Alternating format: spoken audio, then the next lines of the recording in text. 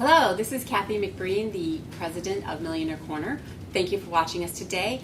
We're very excited today to have Aaron Izenstark here. He is the CIO, Chief Investment Officer, and co-founder of Iron Financial. Iron Financial is a firm that sort of specializes in alternative investments. It has over $2.3 billion in management. Prior to starting the Iron Financial, Aaron worked at the Chicago Board of Trade and specialized in trading fixed income and equities. Aaron, welcome. Thanks for coming. It's nice to see you. So, an average investor might say, well, you know, the market's at an all-time high. Why shouldn't I just go out and invest in equities and assume that they're just going to keep going up, up, up? What would you say to that? Well, again, you can there are many different facets of it, but what makes the most sense is to have some kind of a diversified portfolio. So if you were going to invest in equities, index investing makes a lot of sense, which everybody knows how to do that at this point. You can just simply buy an index, but what you're going to get is you're going to get something that just fluctuates with the marketplace, which again is okay. But if you want something that helps smooth out the returns during times when the market isn't so great, which it doesn't go straight up, then in order to get something different, you have to do something different, and that's where the alternatives comes in.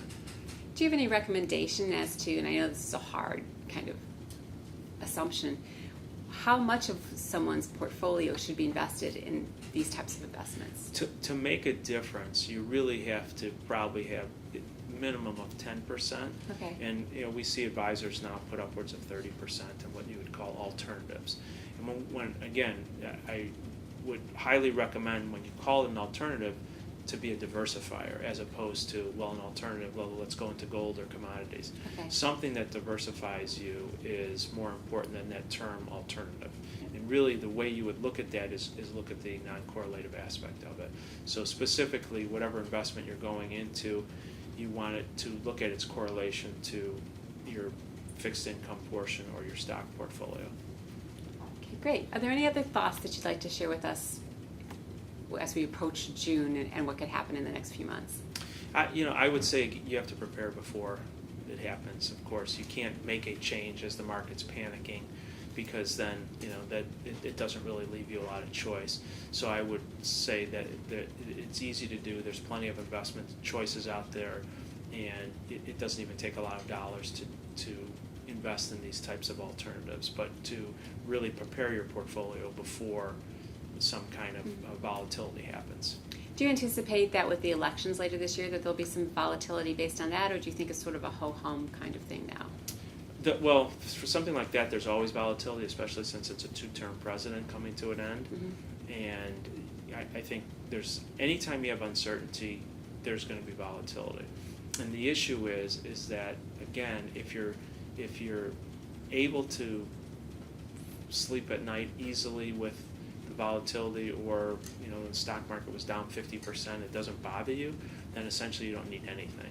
But if that's not something you like to go through on a frequent basis, then you need to really look at how your portfolio is constructed and how things correlate or move during all market conditions, and whether it's a stable environment or a volatile environment. But what we can all expect, of course, in the future is more volatility.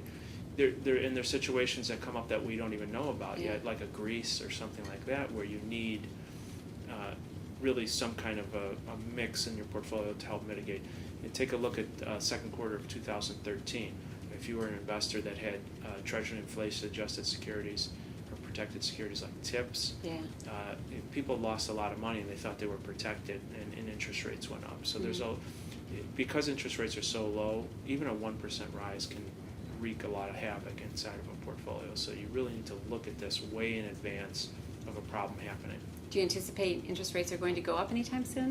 I would say the expectation is that over time, over a week, a day, a month, who knows? But over time, you would expect them to inch up again as the Fed exits this $1 trillion of buying per year that it was purchasing securities. It's a lot of bonds that will now float freely in the marketplace, and that who knows at this point.